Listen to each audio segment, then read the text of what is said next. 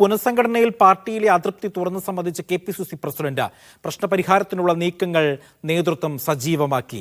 സെക്രട്ടറിമാരുടെ പട്ടിക പുറത്തിറക്കുന്നതിന് മുൻപേ നിലവിലെ പുനഃസംഘടനയിൽ അതൃപ്തി പ്രകടിപ്പിച്ചു. കെ മുരളീധരൻ അടക്കമുള്ള നേതാക്കൾ നേതൃത്വം ചർച്ച നടത്തും. KPCC സെക്രട്ടറിമാരുടെയും എക്സിക്യൂട്ടീവ് അംഗങ്ങളുടെയും പ്രഖ്യാപനം വൈകുമെന്നാണ് സൂചന.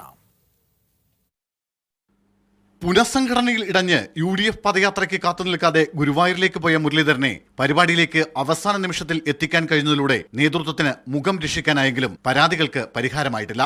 പുനഃസംഘടനയിൽ നേതാക്കൾക്കിടയിൽ അതൃപ്തിയുണ്ടെന്ന് ഒടുവിൽ KPCC പ്രസിഡന്റും തുറന്നു സമ്മതിച്ചു. പുനഃസംഘടനയിൽ ചില ക്രൈസ്തവ സഭകൾ ഉന്നയിച്ച വിമർശനങ്ങളെ KPCC പ്രസിഡന്റ് തള്ളിക്കളഞ്ഞു. കോൺഗ്രസ് ഒരു വലിയ ജനാധിപത്യ പാർട്ടിയാണ്.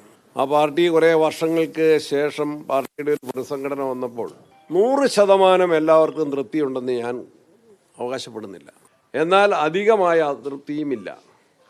നേരിയ എന്തെങ്കിലും പ്രശ്നങ്ങളുണ്ടെങ്കിൽ അതെല്ലാം ചർച്ചയിലൂടെ പരിഹരിക്കുകയും ചെയ്യും. കെ മുരളീധരൻ അടക്കമുള്ളവർ നിർദ്ദേശിക്കുന്ന പേരുകൾ KPCC സെക്രട്ടറിമാരുടെ പട്ടികയിൽ ഉൾപ്പെടുത്തിയേക്കും. ഇതിനായുള്ള ആശയവിനിമയങ്ങൾ ഉടൻ ആരംഭിക്കും. AICC general secretary KC Venugopal അടുത്ത ദിവസം കെ മുരളീധരനുമായി നേരിട്ട് സംസാരിക്കും. ചാണ്ടിയുമ്മനും പരിഗണന നൽകിയേക്കും. പുനഃസംഘടനയിൽ അതൃപ്തിയുള്ള K സുധാകരനുമായി ഇന്നലെ സണ്ണി ജോസഫ് നേരിട്ട് സംസാരിച്ചിട്ടുണ്ട്. തുടർ ചർച്ചകൾക്കായി ദീപാദാസ് മുൻഷിയും അടുത്ത ദിവസം കേരളത്തിലെത്തുന്നുണ്ട്.